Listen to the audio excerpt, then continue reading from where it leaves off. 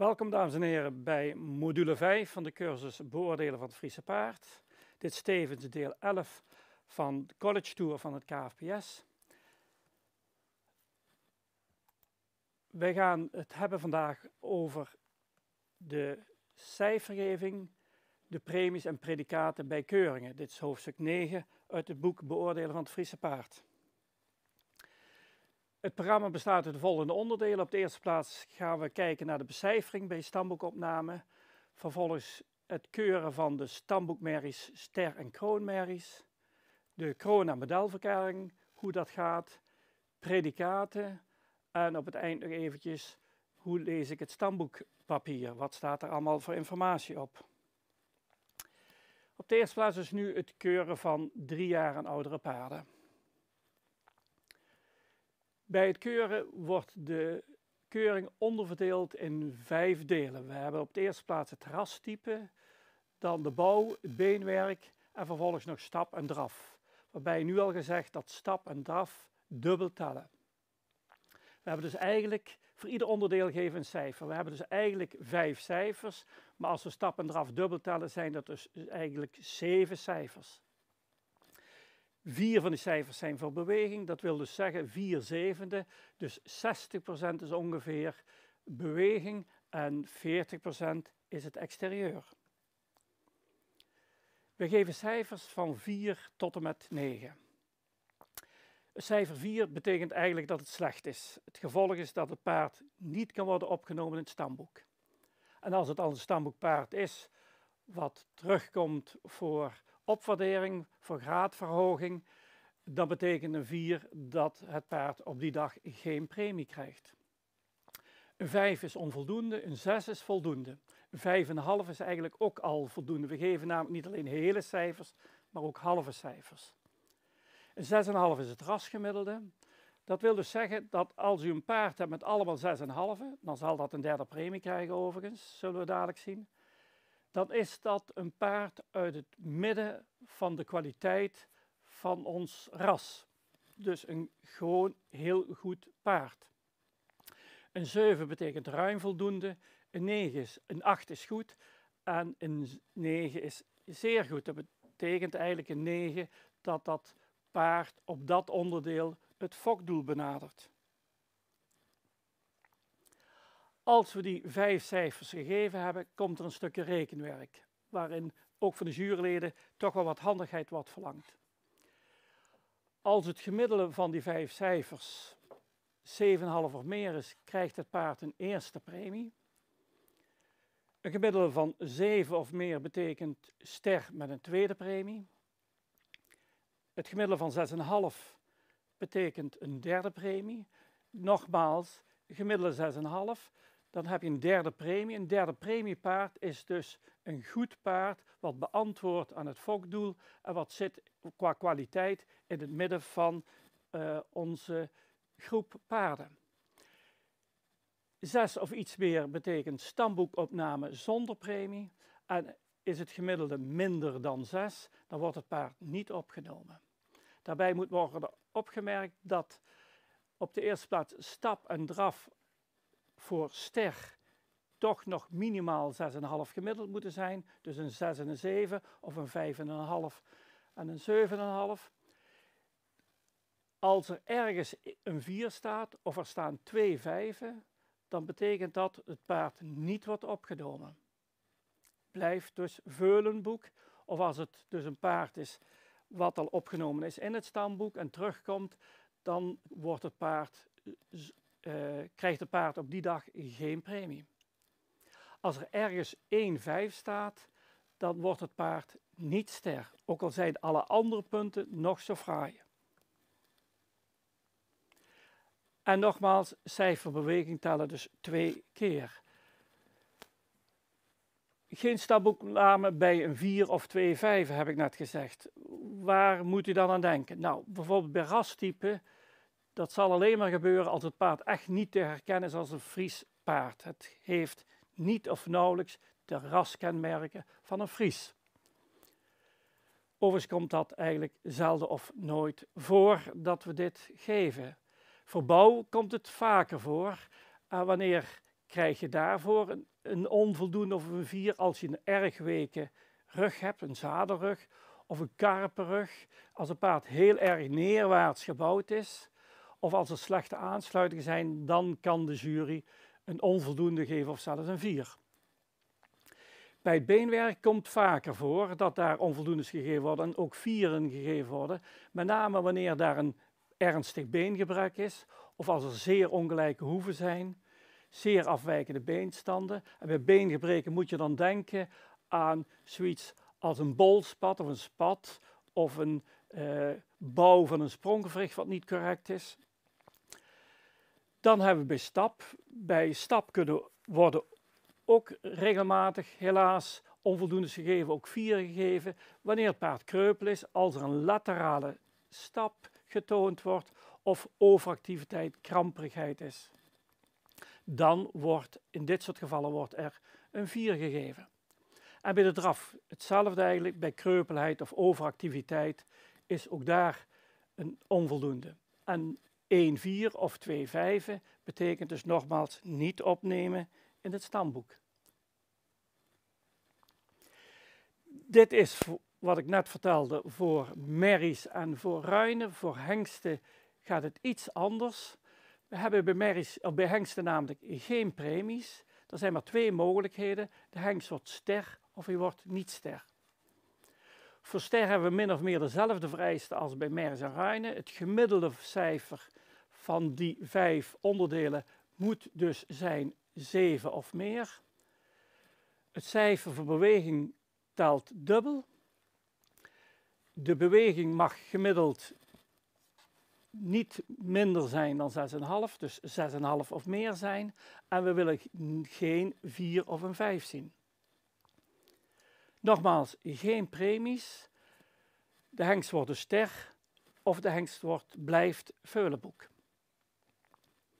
We hebben ook natuurlijk nog de eerste selectie van de hengsten in december.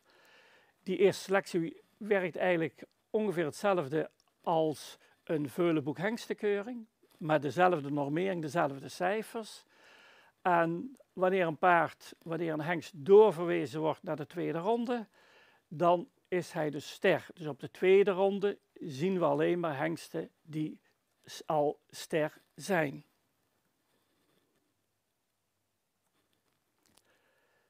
Laten we dus even goed naar die cijfers kijken.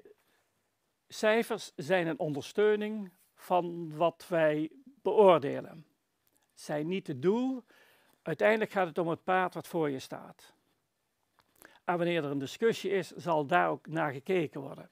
En er worden cijfers zo nodig bijgesteld. We hebben dus 5 cijfers, waarvan eentje voor rastype, eentje voor bouw, eentje voor beenwerk, voor stap wat dubbel telt, voor draf wat dubbel telt. Dus eigenlijk hebben we 7 cijfers, zou je kunnen zeggen. We tellen dat totaal op en delen dat door 7 en dan krijgen we een gemiddelde eruit. Dat vereist nog wat cijferwerk voor de juryleden. We zullen dadelijk laten zien dat het ook handiger kan. Laten we eens naar een paar voorbeelden kijken. Een paard met allemaal 7's heeft dus uiteraard een 7 gemiddeld. Dat paard krijgt een ster met een tweede premie. Als we gaan kijken naar het tweede voorbeeld, een paard met een 8 voor rastype, verder 7, 7,5, 7,5. Het is duidelijk als je daar naar kijkt en even telt dat het gemiddelde 7,5 is. Zo'n paard krijgt een eerste premie en wordt daarmee ook ster verklaard. Als je hier goed kijkt naar die cijfers, dan zie je dat daar vooraan een 8 en een 7 staat. Nou, het gemiddelde daarvan is ook 7,5. Dus zonder enig rekenwerk zie je al dat het gemiddelde 7,5 is. Daar heb je geen rekenmachine voor nodig. Het volgende voorbeeld. Qua exterieur is het paard gemiddeld, 6,5. Qua beweging heel goed, 2,8. Als je het gemiddelde uitrekent, komt er een 7,3 uit, dus ster met een tweede premie. Het laatste voorbeeld op deze slide. Goede cijfers juist voor exterieur, 8, 7, 8. Voor beweging gemiddeld, 2 keer 6,5. Als je dan gaat uitrekenen, kom je precies op een 7 gemiddeld uit. En dus ster met een tweede premie. We gaan nu eens naar de moeilijkere gevallen kijken. We hebben hier een paard met hele mooie cijfers voor exterieur, ras, bouw, beenwerk. Voor de beweging een 6 en een 6,5. Ja, dan kun je gaan rekenen en komt eruit dat het gemiddelde 7 is, maar het paard zal toch niet ster worden verklaard.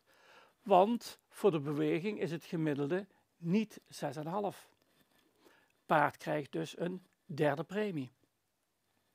Het volgende voorbeeld, een heel bitter voorbeeld eigenlijk. Er zit 1 6,5 tussen. Dus met andere woorden, net geen 7 gemiddeld. Zo te zien, daar hoef je niet voor gaan te rekenen. En het paard zal net niet ster worden, stamboek met een derde premie. In zo'n situatie, ik zei al, de cijfers dienen ter ondersteuning en niet als het doel. Op dat moment zal de jury toch nog eens even kritisch naar haar eigen werk gaan kijken en zeggen, is het paard nu wel of niet sterwaardig? Kijk nog eens een keer goed naar het paard en zijn dan de cijfers wel correct? Als de cijfers echt correct zijn, dan blijft het zo. Maar wanneer het kan, zal misschien gekeken worden of er ergens een half puntje meer gegeven kan worden. Of dat verantwoord is. De volgende paard, heel mooi paard met een hele goede bouw, maar een onvoldoende beenwerk. Misschien zit daar een verkeerde beenstand of toch niet helemaal droog. 2 zevens voor de beweging. Als je gaat uitrekenen, komt er keurig netjes 7,1 gemiddeld uit. Maar dat paard wordt niet ster, want een 5 mag er niet tussen zitten bij ster. Paard krijgt dus een derde premie. Volgende voorbeeld, ook een heel vervelend voorbeeld. Allemaal 8, alleen voor de stap een 4. Paard is bijvoorbeeld kramperig in de stap of stap lateraal, krijgt een 4. Het paard kan dus ondanks al die hele mooie cijfers niet worden opgenomen. Dan een laatste voorbeeld hier, 3 zevens en 2 vijven. Ja, het gemiddelde is 5,6, maar behalve dat, er staan dus 2 vijven. 2 vijven en dat betekent dus dat het paard ook niet wordt opgenomen.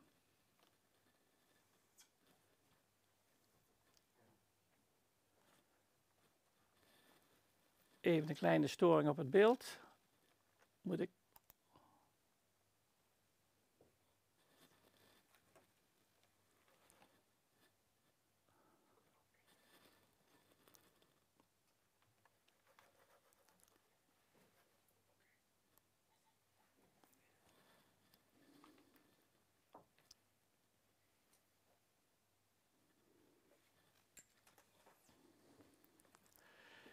Ja, de techniek zoekt even naar de oplossing voor dit deel en nu is het weg. Dankjewel. Oké, ja, wat we net zagen, veel cijfers, waarbij het ook nog 2 cijfers dubbel tellen. En dan moet je het gemiddelde uitrekenen. Dat is natuurlijk een heel gedoe, lijkt het. Nou, het kan natuurlijk heel veel simpeler. Laten we eens even gaan kijken. Hier staat duidelijk, als je een half punt tekort komt bij de beweging, dat telt dubbel, dan heb je dus een heel punt nodig in het exterieur om dat te compenseren. En omgekeerd, als je 1 punt tekort komt bij het exterieur, dan heb je een half punt extra nodig bij de beweging om dat te compenseren, omdat beweging dus 2 keer telt. Het eerste voorbeeld hieronder is het. Hier hebben we een 8, 3 zevens, daar een 6,5. Die 6,5 is een half punt tekort, telt dubbel, dus eigenlijk een heel punt tekort. Daar staat een heel punt over, dus met andere woorden komt gemiddeld 7 uit. Je kunt meteen zeggen ster met een tweede premie. Het volgende voorbeeld ook, hier staat een 6, een punt tekort bij de exterieurcijfers, een half punt over bij de bewegingscijfers, een half punt bij de beweging telt dubbel. 1 punt tekort daar, dus dat ene halve punt compenseert dat hele punt voor ras. Ster tweede premie. Hier hebben we dus nog zo'n naar voorbeeld. Hier een half punt over, daar een half punt tekort. Dan denk je in eerste instantie, dat is dus keurig 7 gemiddeld. Nee, want die 6,5 telt dubbel, dus een half dubbel tekort. En daar heb je 1 keer een half over. Dit paard zit dus wel heel erg dicht tegen de grens aan. Een signaal voor de jury om opnieuw goed te kijken, wat verdient dit paard? De cijfers zijn daar een ondersteuning. En dan wordt eventueel uiteraard, omdat op het eind het verhaal natuurlijk wel moet kloppen, als het paard toch sterwaardig is, dan wordt natuurlijk gekeken welk punt kan meer zijn. Goed, tot zover een hele hoop cijferwerk. Een uitkomst kan ook zijn dat een paard voorlopig ster verklaard wordt. Dat kan zowel bij merries, ruinen als hengsten. We doen dat alleen maar bij paarden die al 4 jaar of ouder zijn, dus niet bij 3-jarigen.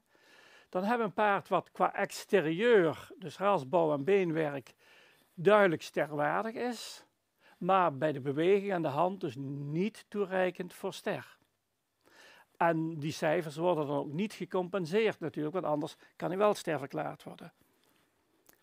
Als die situatie dus is, exterieur is duidelijk sterwaardig, maar de beweging komt hij net iets te kort, dan kan de jury besluiten om zo'n paard voorlopig ster te verklaren.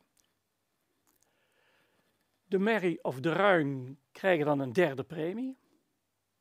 Hengsten krijgen geen premies, dus die blijft veulenboek. Na afloop kan dan het paard, de merrie, de ruin of de hengst, een test doen, een IBOP of een ABFP-test. Dan is het eindresultaat niet eens zo belangrijk. Uiteraard voor de IBOP-test wel, maar niet voor de sterverklaring. We kijken dan alleen maar naar het cijfer voor stap en draf. Als dat gemiddeld 6,7 is, dan wordt het paard automatisch sterverklaard zonder opnieuw naar de keuring te hoeven en u krijgt de sterverklaring thuis. Nou zullen sommigen zich afvragen waarom staat er 6,7, het gemiddelde moet eigenlijk een 7 zijn. Nou, gebleken is wanneer je naar de sterrenmerries gaat kijken en de sterrenmerries die daarna een IBOP gedaan hebben en wat die halen voor stap en draf gemiddeld, dan kom je eigenlijk uit op die 6,7. Dus dat is volkomen gerelateerd aan de paarden die al ster zijn. Een extra factor is het feit dat sommige paarden een IBOP of een ABFP hebben gedaan. En ik zal laten zien dat dat een heel goede zaak is, want een mooi testresultaat kan helpen bij een hoger predicaat in de keuring. We kunnen namelijk de cijfers voor stap en draf van een IBOP of ABFP-test positief meenemen in het keuringsresultaat. En met positief meenemen bedoel ik, als die beter zijn, dan kunnen we die zetten in de plaats van de cijfers voor stap en draf die het paard aan de beweging kreeg, in de hand kreeg. We tellen die cijfers van een test alleen maar positief mee. Als de cijfers lager zijn, dan worden ze aan de kant gelegd. Tellen ze niet mee, ook niet negatief mee en uiteraard niet positief. Laat ik een voorbeeld geven. We hebben een 4-jarig paard. Een 4-jarig paard, stamboekmerrie, keuring aan de hand en de keuringsresultaten zijn 3 keer een 7, 2 keer een 6,5. Een paard is dus net sterwaardig in dit geval voor de exterieur, maar aan de beweging komt hij iets te kort. Er ligt al een IBOP voor dat paard met een stap 7 en een draf 7. Nou, als we die 2 7's tellen in de plaats van die 2 6,5, dan heeft het paard allemaal 7's, een 7 gebeeld en kan het paard dus sterverklaard worden. Dus de cijfers van de IBOP kunnen positief meegenomen worden. Het is dus alleszins nuttig om, wanneer je denkt dat een paard een goede IBOP kan doen, om dat eerst te doen. Of als een paard komt voor graadverhoging, eerst tussendoor een test te doen en komen daar goede cijfers uit voor stap en draf, dan heeft dat een goede betekenis. Dan kan die paard net de streep halen soms.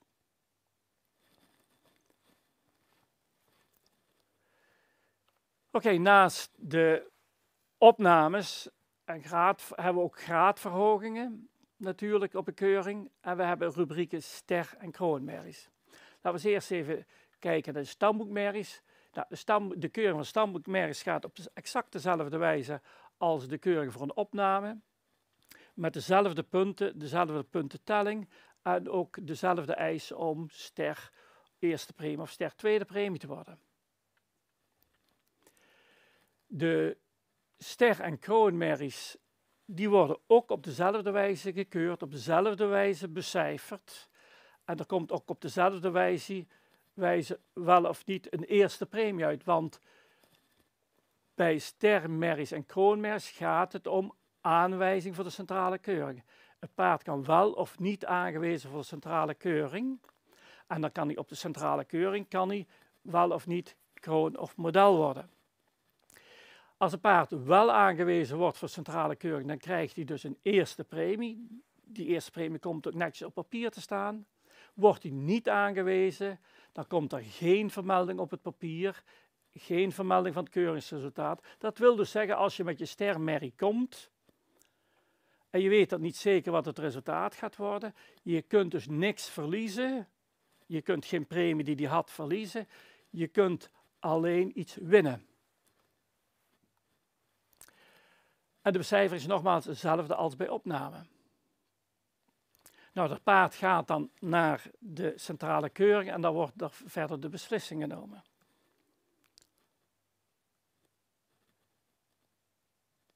Paarden die komen voor graadverhoging en ook de stermerries, die krijgen na de keuring een kaartje. Daar staan keurig netjes de 5 cijfers op voor ras, bouw, beenwerk, stap en draf en de premie.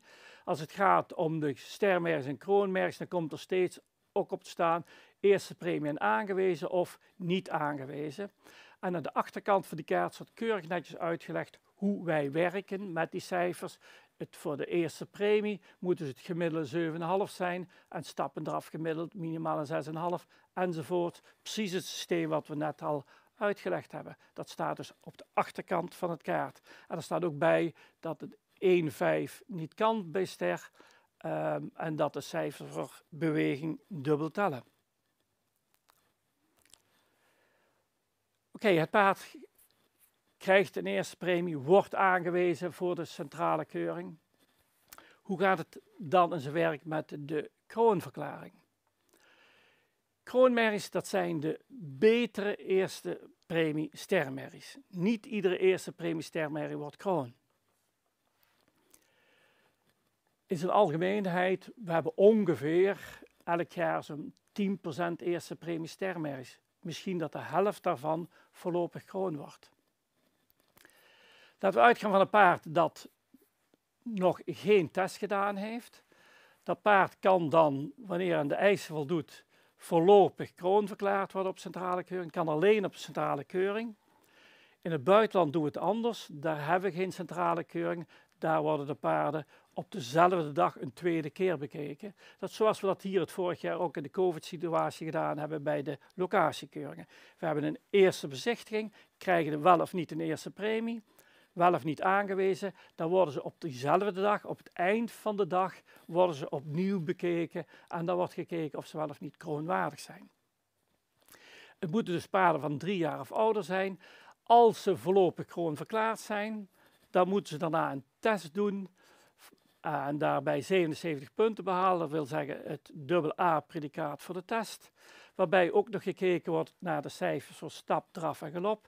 Die moeten gemiddeld een 7 zijn en geen van die cijfers mag een 6 zijn. Dus als een van die 3 cijfers bijvoorbeeld voor stap een 5,5 is, ook al haalt hij dan 7 gemiddeld voor die 3 cijfers en ook al haalt hij dan 77 punten, dan is dat nog niet goed.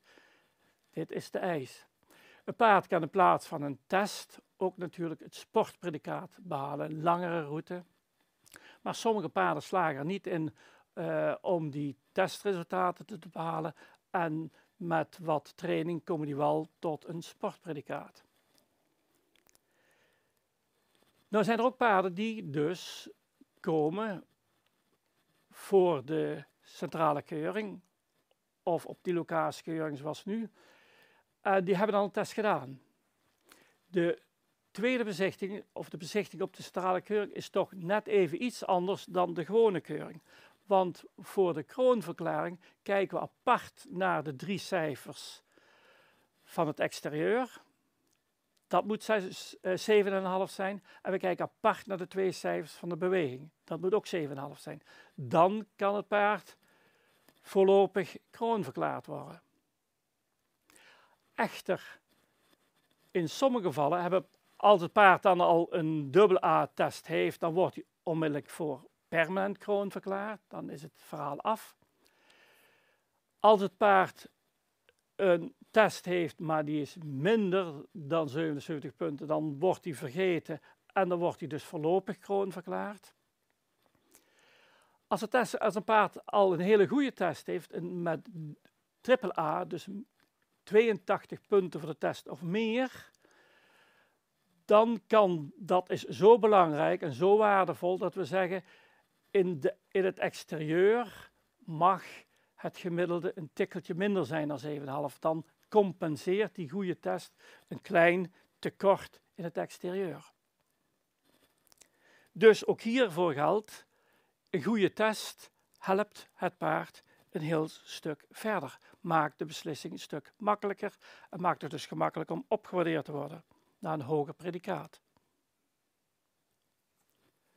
Dan hebben we de modelverklaring. Ja, model dat is alleen maar voor de top van de merries. Elk jaar zeg maar ongeveer een 15 merries die model verklaard worden. Dat gebeurt eigenlijk op dezelfde manier als bij de kroonverklaring. De modelverklaring kan alleen op centrale keuring, met uitzondering van het buitenland. In het buitenland hebben we dus de eerste keuring op een dag en op het eind van de dag de tweede bezichtiging. En dat hebben we het vorig jaar dus ook in de COVID-situatie gedaan met de locatiekeuringen. Dit jaar, zoals nu de situatie is, hebben we het gewone systeem, een keuring, waarbij er een aanwijzing, ook een locatiekeuring of straks fokdagen, waarbij er dus aanwijzingen zijn voor de centrale keuring. En die paarden krijgen dus een eerste premie. Voor modelverklaring moet een paard 7 jaar zijn of ouder en het moet tenminste 1 veulen gezoogd hebben.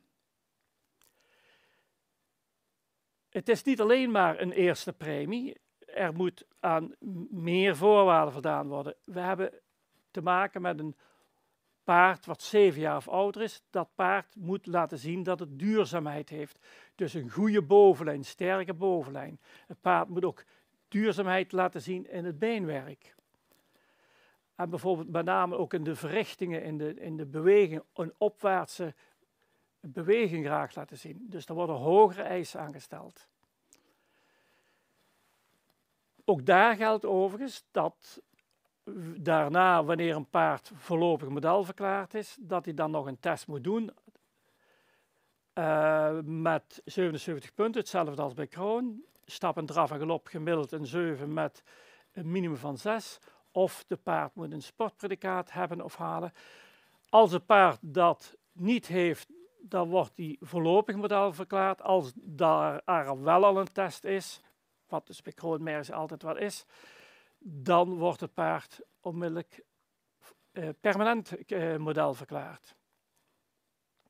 En ook hier geldt dat een drievoudige A, dus een test van 82 punten of meer, helpt om de beslissing gemakkelijker te maken.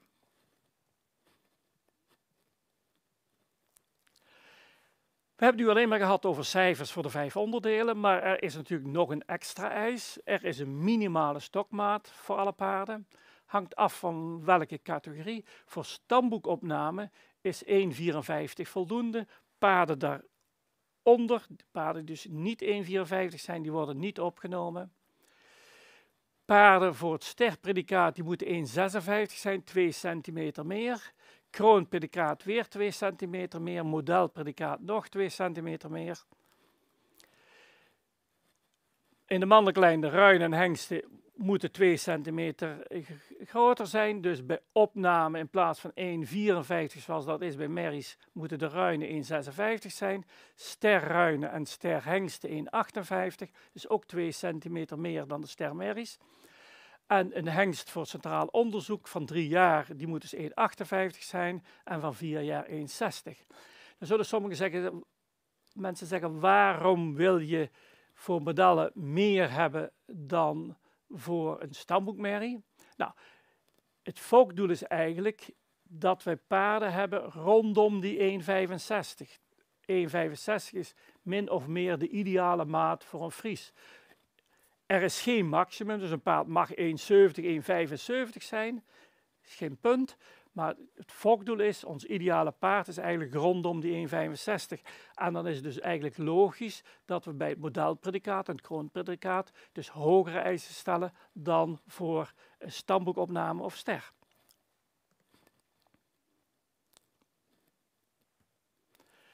We hebben één systeem. Dat systeem passen we toe op alle keuringen in alle landen door alle juryleden. Alle paarden zijn dus vergelijkbaar. Een Ster Mary in Zuid-Amerika met een tweede premie is te vergelijken met een Ster Mary tweede premie in Friesland. En dat is heel goed. Maar om dat te bereiken moet je natuurlijk wel alle zeilen bijzetten. We moeten zorgen voor een uniformering van de jury. Daarvoor hebben wij heldere regels en richtlijnen opgesteld, allemaal bij elkaar in een juryhandboek. En een jurylid zal het bij zich hebben op de keuring, want er zitten heel veel regels in en soms wil je wel een zootje handboek raadplegen. Dat is niet genoeg. We hebben ook elk jaar uniformeringsbijeenkomsten van alle juryleden. Dan gaan we een aantal paarden samen bekijken, bespreken, om zeker ervan te zijn dat we op dezelfde lijn zitten. Als een paard een 6,5 heeft voor stap, dan moeten we met z'n allen vinden dat dat een 6,5 is. Eén lijn, uniform. Heel belangrijk. En we hebben ook een aparte bijeenkomst nog voor de lineair scorers. Die komen ook een dag bij elkaar om een aantal paarden te scoren en te zorgen dat zij ook op een uniforme manier scoren. Gedurende het jaar hebben we nog nieuwsbrieven om elkaar scherp te houden en elkaar te herinneren aan zaken en eventueel een stukje fine-tuning te doen als we zaken onderweg tegenkomen gedurende het jaar. We hebben op het eind van het jaar evaluatiegesprekken aan de hand van een heleboel statistieken. Alle gegevens worden verzameld en worden cijfers bij elkaar gezet. En die gaan we dan bespreken om te kijken of dat we inderdaad op de goede lijn zijn. We krijgen op het eind van het jaar bijvoorbeeld ook cijfers van wat is het gemiddelde van alle paarden voor rastype, voor bouw, voor beenwerk, voor stap, voor draf. En dan blijkt inderdaad dat bij de meeste zitten we inderdaad gemiddeld keurig op die 6,5. Maar voor een paar, zoals rastype, zitten we gemiddeld over het algemeen iets hoger. Daar zijn wij iets schappelijker blijkbaar. Daar zitten we iets boven de 6,5. Dat wordt dus gevolgd, dat wordt gemonitord, statistieken komen en op deze manier kunnen we de zaak bijstellen en zorgen dat we met z'n allen op één lijn blijven, op een uniforme manier blijven keuren, waar dan ook, door wie dan ook. En in de winterdag, als we al die statistieken bij elkaar hebben, dan volgt er een evaluatie in zijn totaliteit en wordt het beleid zo nodig bijgesteld, worden regels verbeterd of veranderd.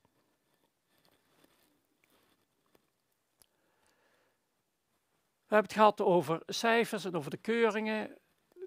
Er zijn verschillende soorten predicaten. Je hebt predicaten op basis van de keuring aan de hand. De 3 predicaten zijn ster, kroon en model. We hebben die eigenlijk al hiervoor besproken wat de eisen zijn voor ster, voor kroon en hoe de modelverklaring gaat. We hebben ook predicaten op basis van sport. En dan moet je denken aan 3 dingen. We hebben natuurlijk de testen en de testen geven predicaten, afhankelijk van de resultaten. We hebben het sportpredicaat en we hebben sinds een aantal jaren ook het sportelite-predicaat. Laten we die nog even toelichten. De sportpredicaten. Op het eerste plaats even kijken naar die testen. Je hebt de ABFP, IBOP-test en je hebt het centrale onderzoek. Als de score 73 tot en met 76,5 is, dan krijgt het paard het predicaat A, dat komt ook op het papier te staan. Heeft het paard 77 tot en met 81,5 punt, dan krijgt het predicaat AA. En bij een score van 82 of hoger krijgt het paard het predicaat AAA.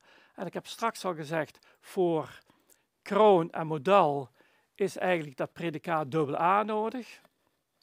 En heeft een paard wat gekeurd wordt voor kroon of voor model een AAA.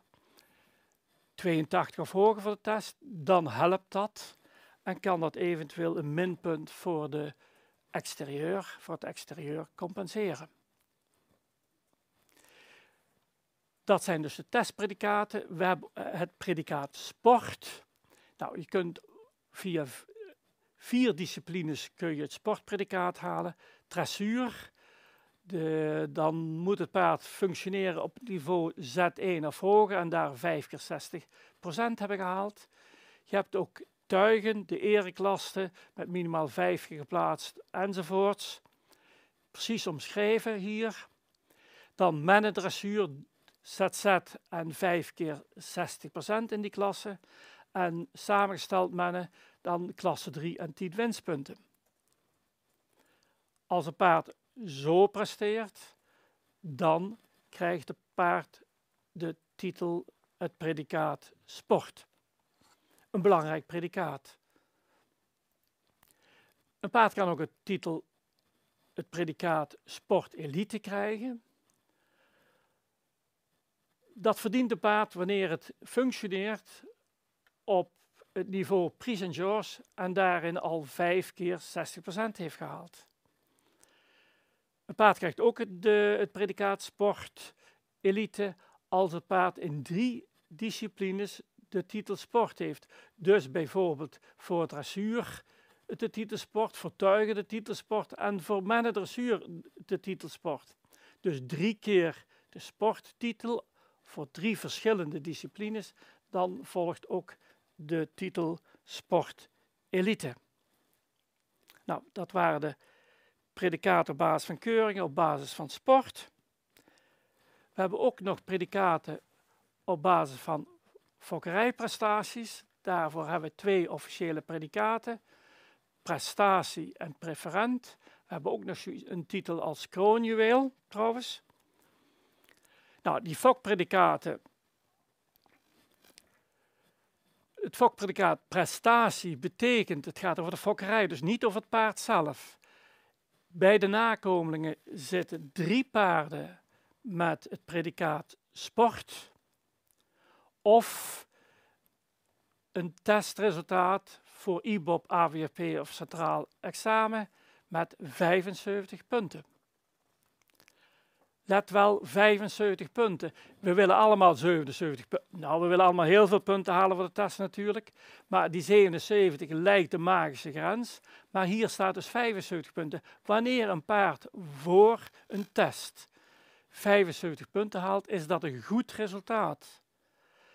En dat wordt beloond als een paard 3 nakomelingen heeft met sportpredicaat of 75 punten voor een IBOP, dan krijgt dus de moeder het predicaat prestatie. Dus 75 punten is een belangrijk resultaat. Dan hebben we natuurlijk preferent, een belangrijk predicaat in de fokkerij. Een paard, een merrie, kan preferent verklaard worden als er 4 nakomelingen zijn met het sterpredicaat. En je ziet soms op papier nog staan preferent sterretje 6. En dat betekent dat het paard preferent is met al 6 sternakomelingen. Zoveel te hoger dat getal, zoveel te beter is dat natuurlijk. En dat is belangrijk, die aanvulling met 6. Eigenlijk zou er misschien ook nog bij moeten staan hoeveel nakomelingen dat paard heeft. Want als een paard 6 sternakomelingen heeft uit 6 nakomelingen, of 6 sternakomelingen heeft uit 20 nakomelingen, dat maakt natuurlijk ook nog een klein verschil. Maar voorlopig hebben we dit in ieder geval toegevoegd en dat is eigenlijk een heel belangrijke toevoeging. Preferent 6 sternakomelingen. Ja, dan hebben we nog een andere, is geen predicaat, is een beetje de eretitel, kroonjuweel, komt ook niet op het papier staan. Al die andere predicaten komen op het papier te staan. Kroonjuweel betekent in feite dat het paard dubbel preferent is, oftewel 8 sternakomelingen hebben. Natuurlijk een heel mooie eretitel voor een paard met zoveel nakomelingen. Heel belangrijk ook voor de fok. Het laatste onderwerp is nog, we gaan nog heel even kijken naar het stamboekpapier. Zeker voor mensen die wat nieuwer zijn in ons ras, is het belangrijk om eens even daar nog kort naar te kijken. Nou, dit is het totaalplaatje. Bovenin staan wat algemene gegevens en onderin heb je een heel groot gedeelte met de pedigree. Laten we eens even gaan kijken naar het bovenste gedeelte. Daar staat op de eerste plaats dat hij geregistreerd is in het Veulenboek. Dat komt, het is ook nog een jong paard, nog niet gekeurd. Daar kan ook staan dus dat hij in het Ruinenboek zit of in een ander boek.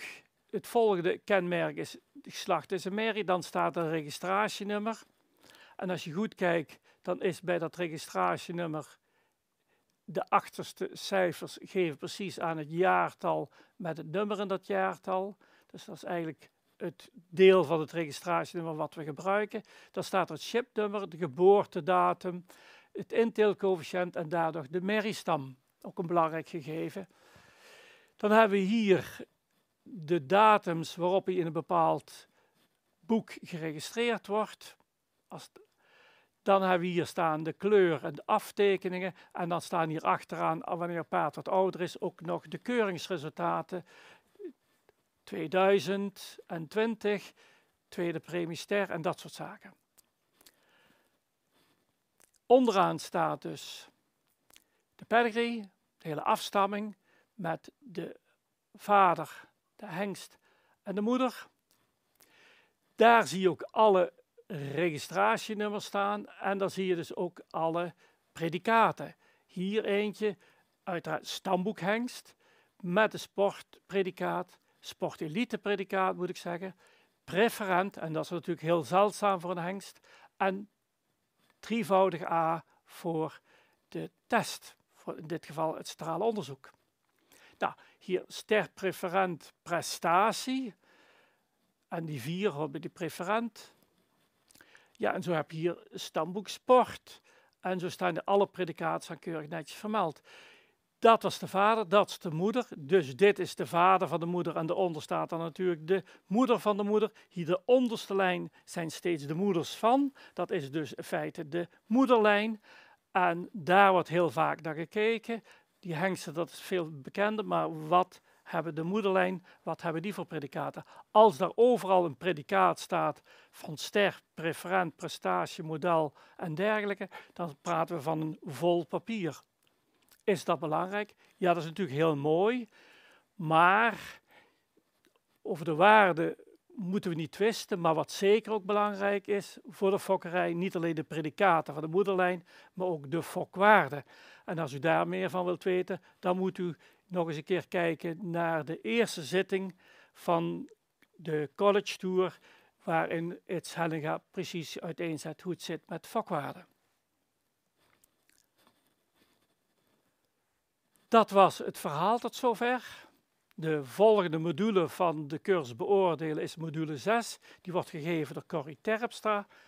En die gaat dan over het beoordelen van veules.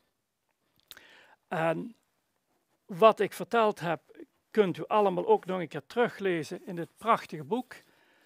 Waar met name Sabine heel veel tijd in heeft gestopt om dat zo te maken. Er staan heel veel heel goede teksten met alles uitgelegd. Veel foto's, tekeningen in. Een zeer waardevol boek om meer te komen weten van het Friese paard en hoe wij keuren. Ik dank iedereen voor de aandacht tot zover. Er is er nu tijd om vragen gaan te bespreken. Zijn er vragen? Ja, er zijn vragen binnengekomen.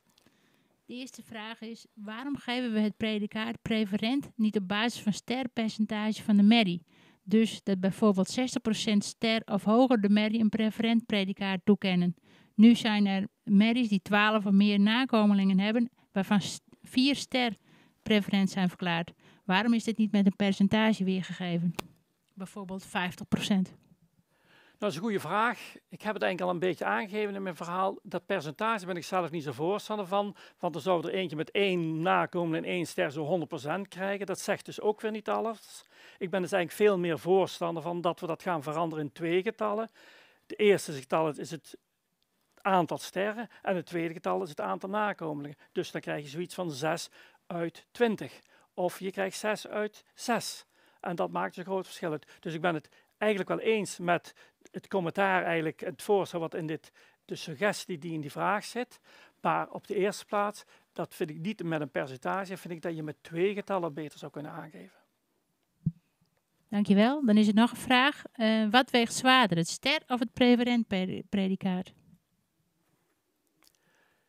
Dat is aan de eigenaar eigenlijk. Wanneer je wilt fokken, dan zullen mensen dus veel meer waarde hechten aan een preferentschap. En zeker als het preferentschap in de moederlijn vaak voorkomt, dat is een teken dat je een fokzekere lijn hebt.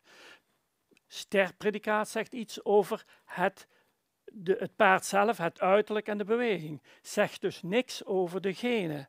Zegt dus niks over de fokwaarde. En preferentschap, dat zegt eigenlijk wel iets over de fokwaarde. Hoe is de fokkwaliteit van de merrie en van de moederlijn? Dus hangt er vanaf wat het doel van jouw paard is. Dankjewel. Dan is er eigenlijk nog 1 vraag en die meneer die vraagt van, zijn de cijfers die mijn paard ooit bij een keuring heeft gehad, die hij eerder heeft gehad voordat ik hem kocht, zijn die nog terug te vinden? Alle cijfers moeten volgens mij terug te vinden zijn. Dan moet je contact opnemen met het stamboek en vragen of die alsnog beschikbaar willen worden gesteld. Want uiteindelijk heeft zo'n paard ook een lineair scoreformulier en daar staan alle scores op van alle onderdelen die gescoord zijn. En onderaan staat, bij de onderbalk staan de cijfers en het predicaat wat hij gekregen heeft. En ook daarvan is een kopie eventueel op te vragen. Ja, en ze staan ook in Mijn KFPS. Dus als je inlogt in Mijn KFPS kun je die ook weer terugvinden onder Mijn Keuringen. Ja, heel goed. Dankjewel voor de aanvulling. Oh, dan is er net nog een vraag binnengekomen. Hoe en wanneer wordt een hengst preferent? Dat is een hele moeilijke. Daarvoor zijn heel veel regels, een heel tellerij. Dan wordt inderdaad gekeken naar de kwaliteiten van de nakomelingen.